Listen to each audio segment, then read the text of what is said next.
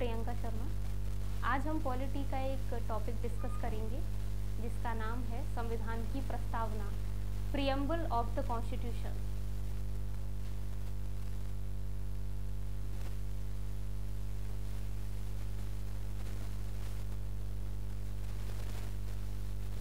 संविधान की प्रस्तावना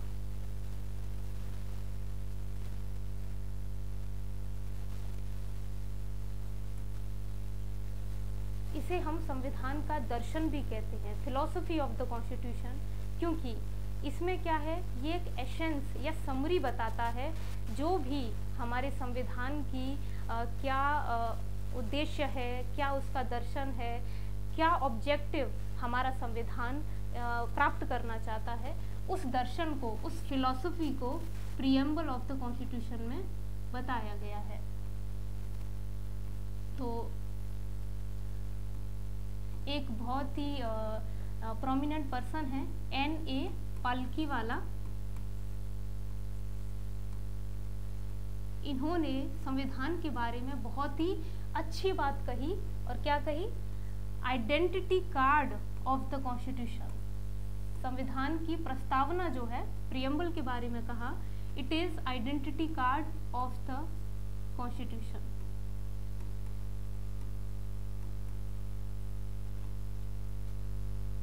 संविधान की प्रस्तावना, क्या क्या मुख्य इंग्रेडिएंट्स हैं संविधान की प्रस्तावना में, हमें क्या पता चलता है, किन किन चीज़ों के बारे में एक क्लैरिफिकेशन, एक एक्सप्लेनेशन मिलता है, वो चीज़ हमारे इसमें डिस्कस की गई है। जैसे कि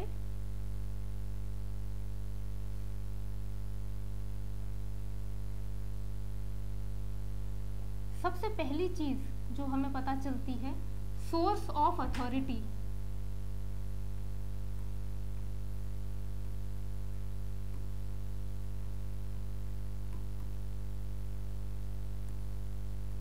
यानी कि अथॉरिटी कौन है, उसका स्रोत, हमारा संविधान का जो स्रोत है वो कहाँ से ओरिजिनेट होता है, कहाँ से उसे अपनी शक्ति प्राप्त होती है।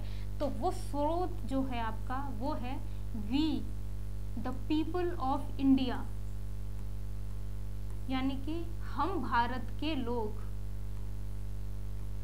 ये लाइन जो है ये हमें सोर्स ऑफ अथॉरिटी बताती है कि हमारे संविधान का जो अथॉरिटी का जो स्रोत है वो कहाँ से है, पीपल ऑफ इंडिया से। अच्छा, संविधान सभा का जब गठन हुआ था तो प्रस्तावना के लिए एक जो प्रस्ताव लेकर आया गया था उसको बोलते हैं ऑब्जेक्टिव रेजोल्यूशन, उद्देश्य का प्रस्ताव। ऑब्जेक्टिव रेजोल्यूशन, उद्देश्य का प्रस्ताव, जो कि जवाहरलाल नेहरू के द्वारा लाया गया था 13 दिसंबर 1946 को नेहरू के द्वारा। ये हमारे संविधान की प्रस्तावना का आधार है, इसी पे हमारी संविधान की प्रस्तावना बेस्ड है। आगे हम देखते हैं, जो मैं इंग्रेडिएंट्स की बात कर रही थी, जो जिनमें से पहला ingredient source of the authority हो गया। दूसरा इंग्रेडिएंट क्या है देखते हैं।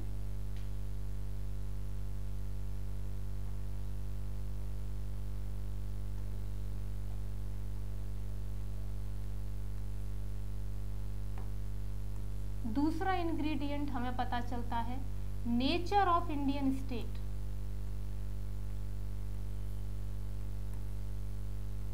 भारत का स्वरूप कैसा है,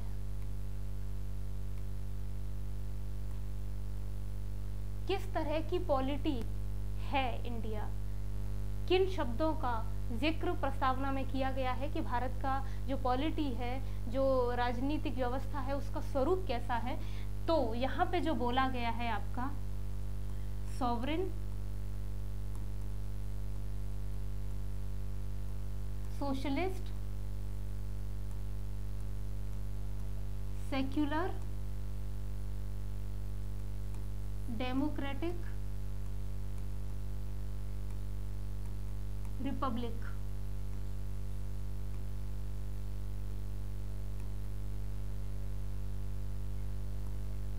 अगर हम एक एक से वन बाय वन इन सारे शब्दों का मीनिंग समझने की कोशिश करें कि ये क्या बताते हैं, नेचर ऑफ इंडियन स्टेट के बारे में ये सारे जो शब्द हैं क्या क्या डिफाइन करते हैं, तो सबसे पहले sovereign. India is a sovereign country. Bharat एक संप्रभु देश है। इस बात का क्या अर्थ है? इस बात का मतलब है कि Bharat free, it is free और इंडिपेंडेंट टू मेक डिसीजंस। अपने खुद के निर्णय लेने में, अपने खुद के निर्णय लेने में, चाहे वो एक्सटर्नल हो या इंटरनल हो, अपने खुद के निर्णय भारत लेने के लिए स्वतंत्र है। ये एक संप्रभु राष्ट्र की परिकल्पना है। सोशलिस्ट, समाजवाद। जो ट्रेडिशनल वे ऑफ सोशलिज्म है वो आपका रशिया और चाइना से जो ओरिजिनेट हुआ है, जो हम कहते हैं, जो मार्क्सिज्म और लेनिनिज्म की हम बात करते हैं, मार्क्स और लेनिन ने जो दिया। लेकिन हमारे यहाँ भारत में क्या वही सोशलिज्म फॉलो होता है? नहीं। भारत में जो समाजवाद फॉलो होता है उसको हम बोलते हैं डेमोक्रेटिक सोशलिज्म।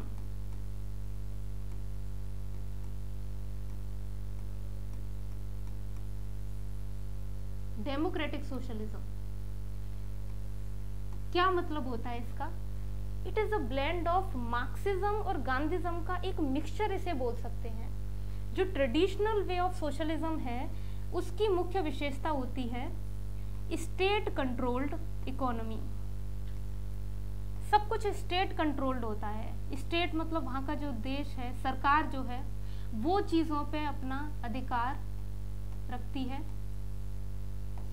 लेकिन इंडिया में स्टेट कंट्रोल्ड इकोनॉमी नहीं है। इंडिया में है मिक्स्ड इकोनॉमी।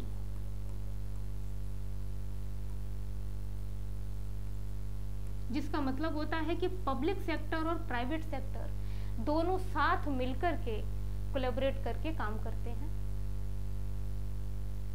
अगला शब्द हम देखेंगे रिपब्लिक, यानी गणतंत्र, हिंदी में जो बोलते हैं। इसका क्या मतलब है? भारत एक गणतंत्र देश है। India is a republic country. Republic country होने का मतलब होता है कि उस देश का जो सर्वोच्च मुखिया है, हेड ऑफ द स्टेट, मैं यहाँ बात कर रही हूँ हेड ऑफ द स्टेट, यानी कि देश का सर्वोच्च मुखिया कौन है? हमारा जो हेड ऑफ द स्टेट है वो है प्रेसिडेंट। तो जो सर्वोच्च मुखिया हेड ऑफ द स्टेट है वो एक चुना हुआ व्यक्ति होगा, इलेक्टेड पर्सन होगा। इलेक्टेड में आपका डायरेक्टली इलेक्टेड हो सकता है और इनडायरेक्टली इलेक्टेड भी हो सकता है, बट ही और she must be an elected person. उस देश को हम बोलते हैं रिपब्लिक कंट्री। हालांकि रिपब्लिक कंट्री होने का एक और अर्थ होता है जिसे हम बोलते हैं पॉपुलर सॉवरेनिटी। रिपब्लिक कंट्री वो होती है जहां पॉपुलर सॉवरेनिटी होती है। पॉपुलर सॉवरेनिटी का मतलब होता है कि जो संप्रभुता है वो लोगों में निहित है। पीपल ऑफ इंडिया, जो देश की संप्रभुता है वो लोगों में निहित है, पीपल ऑफ इंडिया में। ये जो शब्द हमने देखे, sovereign, socialist, secular, democratic, Republic, जो भारत की जो पॉलिटी है, राजनीतिक व्यवस्था है, उसके स्वरूप को दिखाते हैं। अगला इंग्रेडिएंट हम देखते हैं जो हमारी प्रस्तावना में दिया गया है, क्या इंपॉर्टेंट है।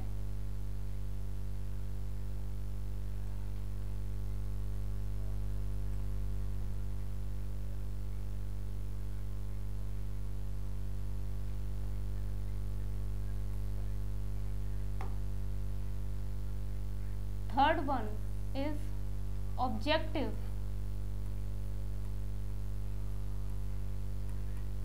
Objective of the Constitution. हमारे संविधान का उद्देश्य क्या है? ये हमारी प्रस्तावना में इसका जिक्र किया गया है। ये बताया गया है कि संविधान का क्या उद्देश्य है। उद्देश्य के लिए जो शब्द लिखे हुए हैं वो है जस्टिस,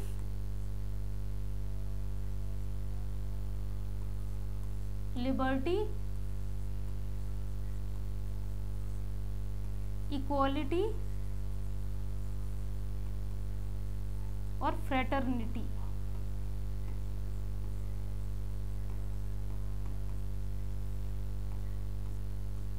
जस्टिस, न्याय। किस तरह के न्याय की संकल्पना हमारे भारत की प्रस्तावना में की गई है, संविधान की प्रस्तावना में किस तरह के न्याय की बात की गई है? कई बार परीक्षाओं में ये प्रश्न पूछा जाता है कि कौन कौन से न्याय की बात की गई है। जो न्याय है वो है सोशल, इकोनॉमिक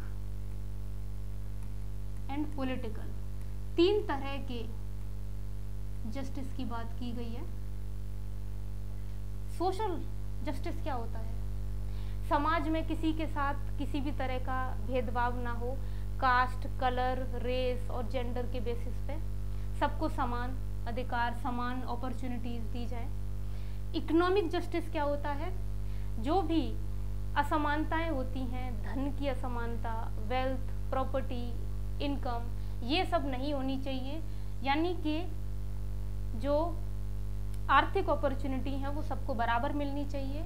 एक डिस्ट्रीब्यूटिव जस्टिस की बात हम करते हैं। पॉलिटिकल, सबको वोट करने का जो एडल्ट फ्रेंचाइज है उसके तहत जो वोटिंग करने का राइट, उसमें महिला और पुरुष का भेदभाव नहीं होना चाहिए, छोटे बड़े का कोई भेदभाव नहीं। पॉलिटिकल जो ऑफिसेज होते हैं उन तक सबकी पहुंच होनी चाहिए। वो सारी चीज़ें आपके पॉलिटिकल जस्टिस में आती हैं। दूसरा देखते हैं लिबर्टी। लिबर्टी में जो शब्द यूज हैं, लिबर्टी ऑफ थॉट, विचार की लिबर्टी, हम जो चाहें सोचें वो हमारी स्वतंत्रता है। लिबर्टी ऑफ थॉट, एक्सप्रेशन, जो हम एक्सप्रेस करना चाहते हैं, किसी सरकार के बारे में हम क्या राय रखते हैं, क्या ओपिनियन रखते हैं, सबको लिबर्टी है और हर कोई अपनी राय बताता है। Liberty of thought, expression, belief, मेरा क्या बिलीफ है, किसी पर्टिकुलर विचारधारा में मेरा क्या बिलीफ है, डेमोक्रेसी में मेरा बिलीफ है कि नहीं है, किस सरकार में मेरा बिलीफ है, किस पार्टी में मेरा बिलीफ है, ये बिलीफ। फेथ, मैं किस फेथ को फॉलो करना चाहता हूँ, हिंदू, मुस्लिम, क्रिश्चियनिटी, जो भी है। बिलीफ, फेथ एंड वर्शिप, पूजा करने का। इक्वालिटी, समानता, समानता,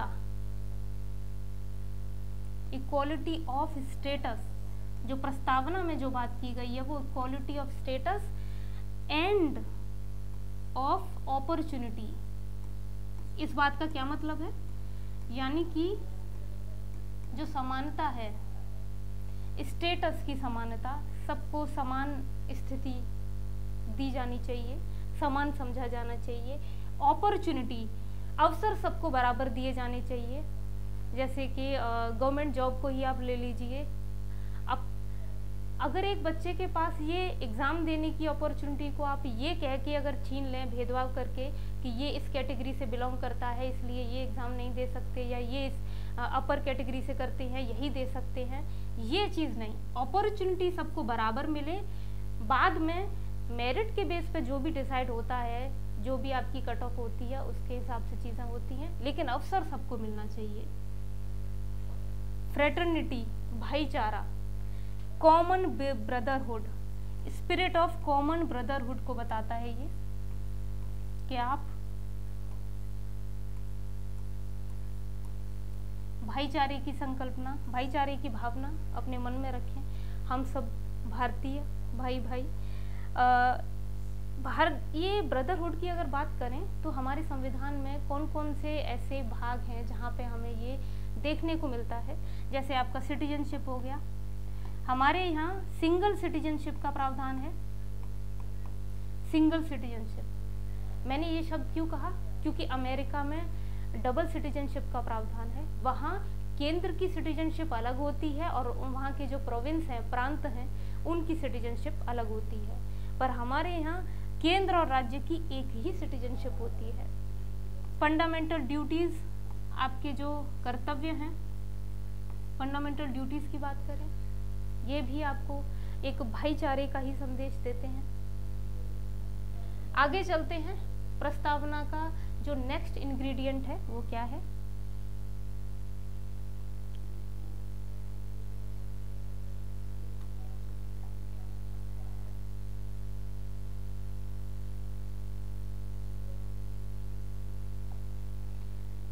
फोर्थ नंबर पर जो चीज हमने देखी वो है डेट ऑफ अडॉप्शन। प्रस्तावना के लास्ट में लिखा हुआ है कि संविधान को अडॉप्ट अंगीकृत संविधान सभा के द्वारा अंगीकृत कब किया गया? वो किया गया आपका 26 नवंबर 1949। परीक्षाओं में अक्सर ये सवाल पूछा जाता है इन दो डेट से रिलेटेड, एक ये आपकी 26 नवंबर 1949 और दूसरा सवाल होता है लागू होना। संविधान लागू कब हुआ, कब से लागू हुआ, कम इनटू फोर्स।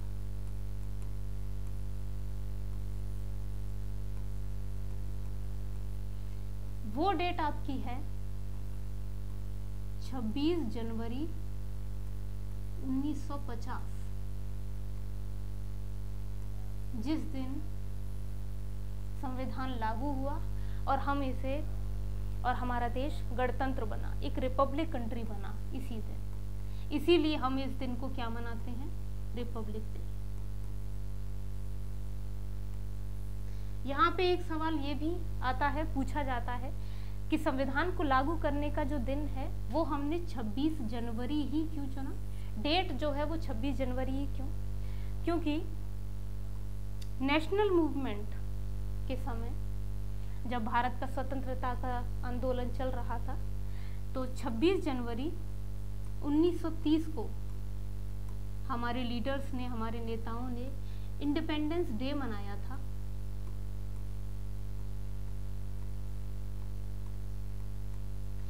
तो ये जो डेट है ये इतनी ज़्यादा ऑस्पिशियस और अच्छी थी उनके लिए, इसीलिए जब भारत के संविधान को लागू करने की बात आई तो उन्होंने इसी डेट को चुना।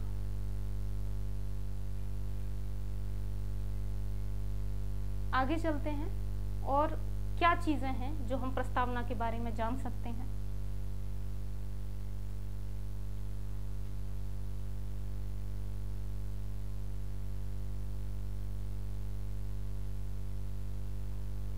एक सवाल पूछा जाता है, इज प्रियम्बल अमेंडेबल?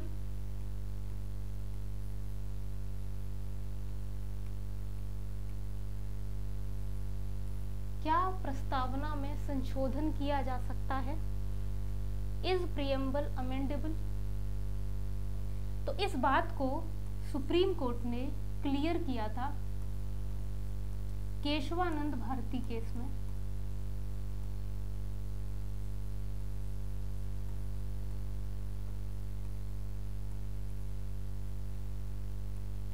में that yes preamble is amendable। क्या कोई अमेंडमेंट अब तक हुआ है संविधान की प्रस्तावना में? एक अमेंडमेंट हुआ है अभी तक, 42nd अमेंडमेंट, 42वां संविधान संशोधन 1976। क्या संशोधन किया गया था प्रस्तावना में? 3 शब्दों को जोड़ा गया था।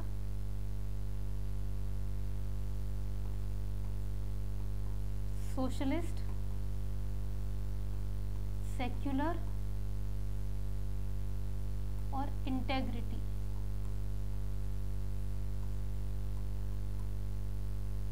समाजवाद, धर्मनिरपेक्षता और सत्यनिष्ठा, इन 3 शब्दों को 42वें संविधान संशोधन के द्वारा जोड़ा गया था। तो ये बात तो साबित हो गई that yes, preamble can be amended.